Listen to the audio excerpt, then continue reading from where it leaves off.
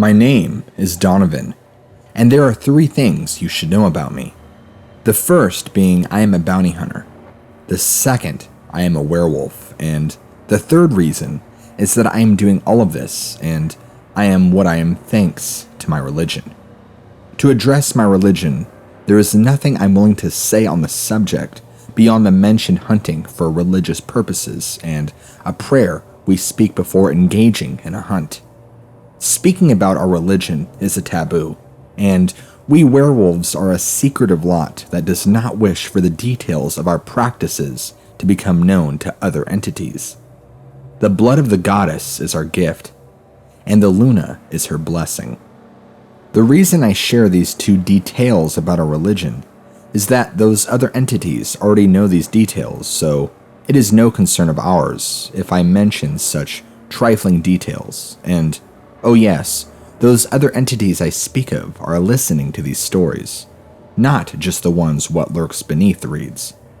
The one entity that should concern you the most is the ones that are keeping you safe, an organization that is buried deep in the human society. They maintain the fragile balance that keeps the general population in the dark about supernaturals. This organization is made up of supernaturals and humans working together. The other thing to keep in mind is this organization doesn't play by anyone's rules but their own, and to operate outside of all governmental laws. The last thing to say on this subject is we werewolves in this organization don't see eye to eye, as they consider all religious activities a threat to the balance they fight so hard to protect. But honestly, what can they do but growl at us? They could start a fight, or even hell, a war with us, but all of that would defeat their purpose of keeping that balance intact, because you can bet your asses, if they attacked one of our compounds, we would raise one hell of a ruckus that every human would be reading about. So they growl and bare their teeth at us, and we keep our actions as secretive as we can, as we don't want to start anything with this organization. Let me tell you about a hunt me and the boys went on, but first, I'm going to address a discrepancy regarding skinwalkers and how most of you associate the name with monsters. But the reality is a skinwalker is about as human as it gets. The difference, however, is they are humans who have dabbled in magic belonging to higher powers beyond human understanding, and normally, for this reason, they get involved in witchcraft in the name of revenge. Skinwalkers are connected to Native American religion, not just the Navajo tribe, because these powers I speak of are connected to Native American religion. So, it is just natural that these people are drawn to call on something that is so deeply embedded into their condition. Skinwalkers are shapeshifters, but not shapeshifters in the traditional sense, as they can only take shape of animals, and only if they wear the skin of an animal they killed, which is why skinwalkers in their animal disguise have no tails. The tail is always lost when skinning an animal carcass. But the point is a skinwalker cannot just change shape on the go. They must always go back to their human form before wearing a new pelt. With all of this out of the way, let us move on to the hunt, and it is one of those hunts involving a skinwalker with revenge being the sole motive. The man that hired us made sure his wife was away at the time we arrived, as he wished to keep this a secret from her, for the skinwalker was a spurned lover that turned to witchcraft to punish the man by infecting the sickness into his newborn child he had with the woman he chose over the angered lover. The message was made clear that the man must leave his wife and marry this skinwalker to save his child. Or, there was the other option. We kill the witch for her death would end the curse. Tyler, Scott, and I show up at our client's home, deep in the Navajo reservation, and the first thing he remarks after looking over at us is our lack of weapons, to which I gave him a smile, reassuring him that no weapon would be required, while keeping what we were hidden from the man. The man and I discussed the details of our job while Scott and Tyler wander around the client's property, poking and prodding around, while the client and I came to an agreement we would only get our payment when two things happened. First, we brought him the head of the witch to prove her death, and second, that is his daughter's health would turn around for the better, and with an agreeable sum of cash. These were acceptable terms. "Scott, Tyler," I shout without a word, and they appear behind me as the client leads us to the window that leads into the child's room. I then look over to Scott, and without a word spoken, he pulls forth a bottle of mead from his jacket and cracks the bottle open. He recites the first half of the prayer I provided above and took a gulp of the mead before reciting the final half, then dumping some mead into the soil. Next was Tyler, who repeated the same act as Scott, and finally, it was my turn. Once I'd done, I passed the bottle back to Scott to be greeted with a confused look from our customer. "Don't worry about it." I assure him most of the confusion, I suppose, came from the fact that he did not understand a word we spoke, for we spoke in a very old tongue that is forgotten to humans. "Now, go back inside," I instructed him while Scott and Tyler remained quiet, letting me do all the talking. "Lock your doors, windows, turn off all the lights, and stay with your child. We'll be back around dawn." With that spoken, the three of us just walked off into the desert with no explanation, as we followed the scent left behind by the skinwalker. Once far enough into the desert, where what we were about to do would not be heard by any human, we stripped naked of our clothes and neatly folded them where we stood.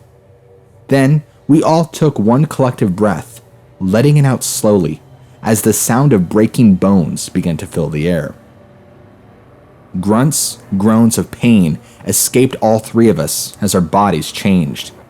The transformation was over quickly, and yes, it does hurt every time, no matter how many times we can do it. But the body does adjust to the transformation, and it gets progressively easier the more we do it. The appearance we take when we transform is that of a bipedal wolf that stands roughly around 8 feet tall, or 2.4 meters. Digitigrade legs ending in canine feet. Our arms are human, but the hands are a combination of both human and canine with sharp claws. Barrel-chested, the head of a wolf, and, frankly, just bulked up with muscle mass, as we might be tall but certainly not skinny. I have black hair, so my fur is naturally black, while Scott has brown hair, and Tyler has more blonde, which all reflect the fur color as well. With all of us transformed, we race across the desert, now in full sprint, no longer a casual walking speed as we follow the scent before arriving at the Hogan of the Witch. And as I stated, skinwalkers are humans. If caught aware, unable to conjure forth their magic, they are just that, humans. So, that is exactly what the three of us did. As I entered first, bashing my way through the front door with no difficulty, though having to stoop down to fit my new bulk into the room of the Hogan. Meanwhile, Scott and Tyler were quick to follow. We then descended onto the woman, without mercy, ripping her to shreds. The woman was caught off guard completely, because who honestly expects 3 werewolves to come barging into your home in the middle of the night? Then, there was the simple fact that she was new to the witchcraft business, so trust me when I say an elder witch is many times more dangerous and more paranoid than this woman. With the woman's death and Tyler leaving her head intact, Scott and I set to work what tools were available to us in the Hogan and set it to flames before leaving it to burning to the ground, as we retraced our steps back to our clothing and transformed back to human before walking back to the client's home. We arrived as promised at dawn and knocked on the door 3 times before dropping the head of the witch at his doorstep. But long before we got back, his daughter was making a quick recovery with the witch's hold now broken. Now, I know that organization I spoke about will be reading this, and I honestly hope they get angry and stew a little over this. It will be most amusing. Second story.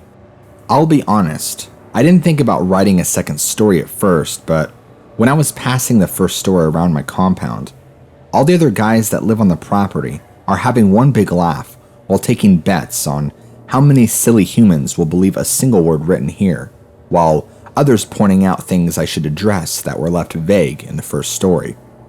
The first topic I want to address on the list of subjects that need clarification is our form. First, in our werewolf form, we can get on all fours just like any human, but like any human, motion on all fours is awkward at best.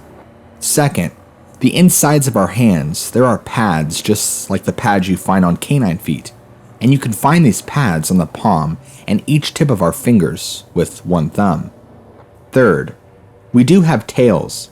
I figured I would comment on this because one of the members of the compound I belong to pointed out that I failed to remark on this, and in this first story, that such clarification might help paint a better picture of our werewolf form. Finally, human eye color does not reflect in the werewolf form. Instead, the eyes take on a dark amber color and a reflective property. The second topic is our compounds, and while I cannot say much, there is some information I wish to share with your dear readers. Each compound maintains its own independent and self-efficiency, so long as this compound does not break the religious taboos that effectively bind us werewolves all together. So, while some compounds and their members might take offense to what I have written so far, what I plan to keep writing, the reality is as long as I don't talk about sensitive matters, they have no power to stop me. So on a simple understanding, this is how the compounds work, and while each compound strives for self-efficiency, that doesn't mean there isn't cooperation with each other, for we all worship the same goddess. The third and final topic on which needs greater clarification is the organization I spoke about in the first story, and what the werewolves' connection with them is. First, while I made it sound like they were the only organization at work maintaining this balance, that isn't the case. I was simply trying to convey they are the most trustworthy entity when compared to other groups who are trying to maintain the balance but out of alternative motives. Second, this organization has a name I am simply refraining from writing it out to avoid giving them more ammunition to fire at me and other compounds. Third and final, I want to make it clear that we fail to see eye to eye with this organization. They actively seek to get in the way of our religious rights because they see our actions as a threat that balance what they love so dearly. Yet we do agree with them on the fact that if the general human population became aware of the greater mystery, so to speak, it would become increasingly harder for us to perform our religious rites. So, we play nice with this organization where it is possible and cover our tracks. I suppose I should talk about Scott, Tyler, and me. But then again, that in and of itself is hard for me because I always come up with a roadblock when trying to describe myself or others, so let me start with the basics. For starters, all three names provided are our real names. You won't find anything about us in government records as where we were born, since we were born in our compound and we grew up together. No one told us three together and hunt as one. We simply choose to do that ourselves, while some werewolves in our compound and other compounds choose to hunt by themselves or in bigger groups. It all honestly depends on the werewolf. I lead Tyler and Scott because I have proven to them my right to lead by winning and losing my fair share of mock fights between those two, demonstrating my strength and wit to win both to Tyler and Scott. We werewolves are not very honorable lot as far as we are concerned. Honor in battle gets fools killed, but we have something called a brotherhood, and we've never mistreat a brother. Beyond these details, I am not sure what else to say, besides we are all male, well built and standing around 6 feet, or 1.8 meters. Now, with everything addressed that I wanted to talk about, let us move on to another hunting story. But first, I want to talk about the Wendigo cryptid, and what that beast is really about. The Wendigo was a human at one point in time, but now the only thing left of the human is the body that now acts as a medium that binds the possessing Wendigo demon to the mortal realm. Cold, snow, hardship, starvation, go hand in hand, which is why a demon of starvation and ice finds such conditions to be suitable. Become trapped in a snowstorm with no food and given to the weakness by murdering and consuming the flesh of your brother is opening the door to let the wendigo into your flesh. And once you are possessed, there is no going back, as it slowly warps your body to fit its liking and takes over completely. It is a slow and gradual takeover of your mind as the wendigo twists your mind, tempting you to consume more human flesh, so that you may feed the demon now inhabiting your body. The more you indulge this need to consume human flesh, the more the body will change to mirror what you are becoming, in a mentally and spiritual sense. Being a demon of starvation is also the wendigo's curse, for the beast will forever be hungry, no matter how much human flesh the wendigo consumes. There will never be a sense of satisfaction, only more and more hunger. The ice demon plays a role in how a wendigo is only seen during the winter, and how its heart is made out of ice, and this plays into how you kill one, for it does not matter how much you harm the body, when the body is nothing more than a puppet for a puppeteer. What you must do to kill a wendigo is to damage the body until it is temporarily incapacitated. From there, you must rip out its heart, which is a heart of ice, and then build a big roaring fire and drop the still beating ice heart into the flames.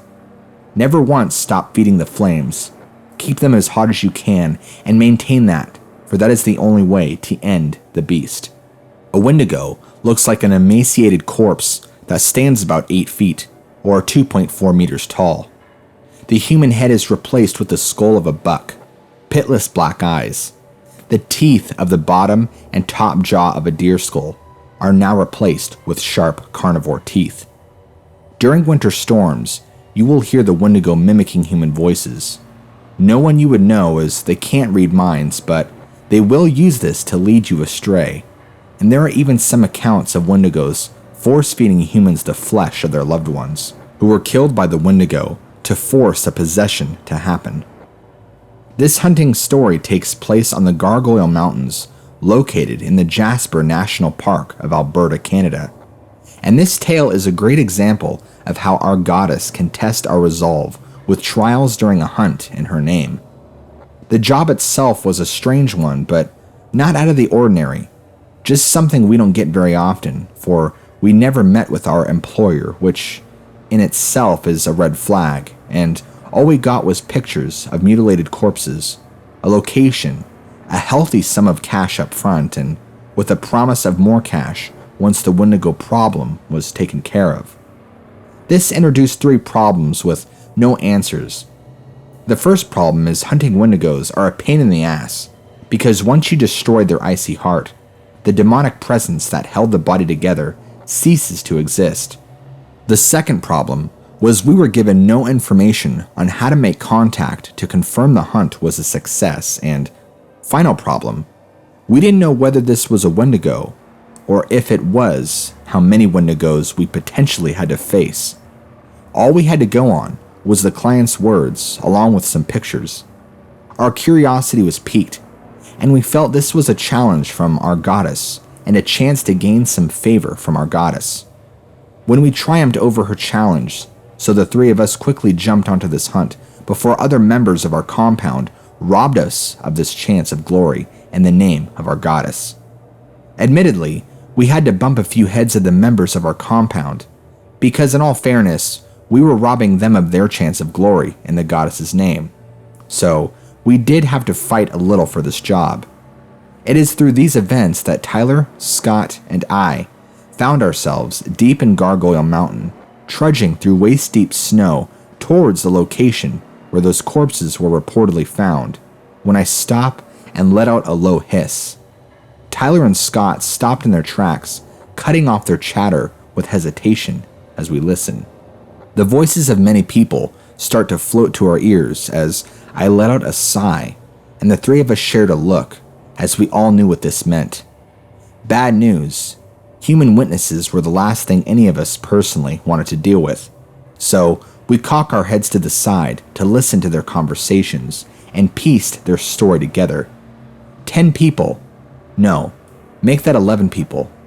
10 people in their group, and the 11th person was missing, and something about the 11th member getting dragged away last night from their camp by something. We stand around listening to more of their conversations, and the search party shouting the missing woman's name, while it was clear they were getting closer to our position as a frown crosses across all of our faces. "Scott!" I bark out as Scott needed no further words spoken, as he slips his backpack off his shoulders to pull a bottle of mead from the backpack's contents. Scott cracks the contents open and speaks the first verse of the prayer. Then taking his gulp, he then speaks the second half, followed by him pouring some contents onto the ground as he passes the bottle to Tyler, and after Tyler completes his prayers, he passes the bottle to me to say my prayers. The blood of Goddess is our gift, and the Luna is her blessing. With our rites complete, Scott gently places the mead bottle back into his backpack, and 3 of us quickly got down to business. Rock, paper, scissors, show. We shout as I come down with rock, both Tyler and Scott coming down with scissors. I take a step back and stick my right pointer finger into my mouth as I bite down hard onto my finger, and I keep biting till I feel the taste of blood on my tongue. Pulling the finger from my mouth as I kneel to the snow-covered ground, as I begin to draw runes into the snow with my blood, as Scott and Tyler keep playing rock, paper, and scissors, ending in Tyler losing. Grumbling, Tyler starts stripping from his heavy winter clothing. "Fuck, it's cold," he complains and sparks a chuckle from Scott. "Yeah? No shit, it's cold. Now hurry up before you freeze your dick off." He laughs some more and gives Tyler a slug across the shoulder. And if it wasn't for the hunt at hand, Tyler wouldn't let Scott get away with the punch. "Are you ready?" I cut in as Tyler nods his head, and I then point my finger at him as I begin to chant in the same tongue we speak when saying our prayer. From the bloody script I wrote into the snow, a crimson mist rises into the air and swirls around Tyler as he transforms into his werewolf form, yet no sound pierces through the red mist. I will say this is much on the subject of magic, if a skinwalker witch can invoke the powers of their higher beings and focus that power through conduits like animal skins or corpse powder to perform their witchcraft. We werewolves can do something similar with our goddess. While all of this happens, Scott is busy folding up Tyler's clothing and stuffing what he can into his and Tyler's backpack, before slipping Tyler's backpack onto his chest with his on his back. The moment Tyler's transformation is complete, I lower my finger, my action causing the bloody mist to fade away, and as soon as the mist completely disappeared, Tyler took off running in the direction of the search party, as his job became to mess with them. Scott and I turn away, resume moving in the direction we had been distracted from, with now a light jog, with the knowledge of a third party now in mind. It pushed us to make haste, and, as put it in the distance, snow began to drift down from the sky. More ground covered, and now the light trickle of snow was turning into a blizzard, and that is when Scott and I heard it. A child's voice calling out, "Help me, please!" Tyler and I share a look and a smile as we nod our heads as I call out, "Hello? Where are you? How can we help?" Scott would chip in, "Yes, how can we help?" "This is Donovan, and I am Scott. We want to help." There is a pause before the child's voice calls out, "Help, so cold, so lonely, help me." I let out a chuckle as I listened to this eerie, distorted, mimicry voice. "Well, Scott, shall we?" I ask while struggling to hold back more laughter, as Scott nods his head grinning, like a fool holding back his laughter, and we start to make our way towards the voice, calling out the wendigo. The voice led us into a dense pine forest, and the forest gave us protection from the harsh snowstorm that is boiling around us. "Help me," the wendigo calls out in the mock child's voice to lure us deeper into the woods. "Hello? Kid, where are you? I call out as a dead silence settles over everything, and then a branch cracking broke the still air as I turn towards the sound as Scott shoves leaps away from me. As I turn around, my hand slides up to grab the strap of my backpack, and in one single motion, I slam the backpack into the Wendigo as it leapt from a branch from a pine tree towards me, and my blow stuns the confused demon while knocking it back without wasting a second. I drop the backpack while walking towards the stunned Wendigo as I lay my fists into the beast. The Wendigo towers over me by at least 2 feet. Skin-colored blue of frostbite, veins sticking out against the blue skin with charcoal black long arms hanging down to its knees, long legs, human feet, and long black nails. The Wendigo, too stunned to respond to the onslaught of my blows, but when Scott lets out a pain-stricken scream, the Wendigo snaps out of his stunned state, turning its attention to Scott as it lets out a scream of rage as the trap dawned on the demon.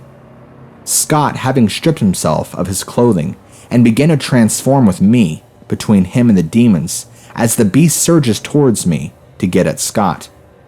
I dig my feet in and push off with all my might, tackling straight into the Wendigo's gut as the creature let out a shrill cry of rage and swung its right arm down into my side as the blows send me flying into a pine tree.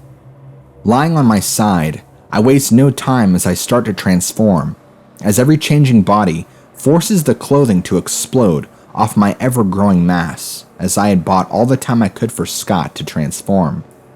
My screams, bones cracking, and groaning fill the air, but the Wendigo could not care less.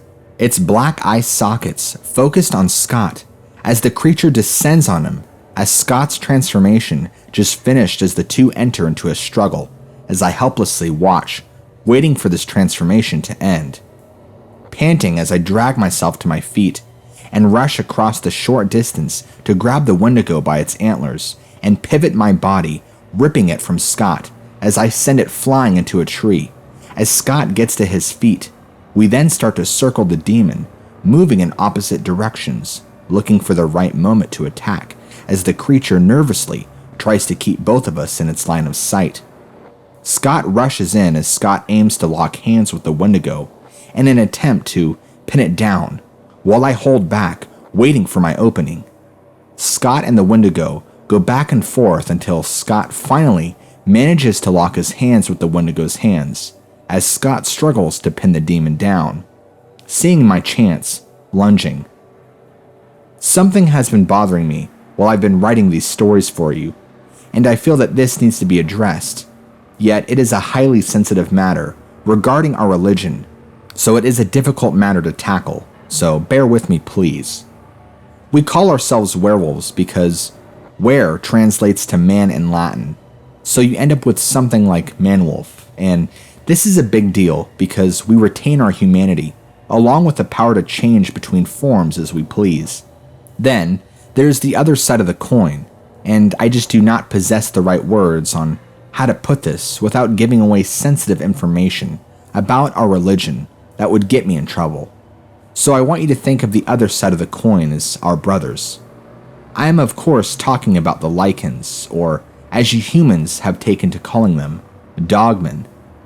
They are those who have lost their humanity and lost their power to transform, or maybe it would be more aptly put as they were never given the ability to transform. They had their humanity taken from them, but honestly, I can't say much more beyond this without treading on dangerous ground, as I am already tiptoeing that line that should not be crossed. This is a word of caution to all of you that are listening to this story. There is no way to tell a lycan from a werewolf, physically speaking, and even when it comes to behavior. Some werewolves do not take kindly to being seen, and will happily slaughter the unlucky soul who just happened to blunder into something he or she shouldn't have. On the other hand, a lycan will just kill you outright because they are nothing more than a beast in heart and soul, and you have the mishap of trespassing into their territory, which they take great offense to. So be careful out there in the wilderness, because You never know what mess you might stumble yourself into.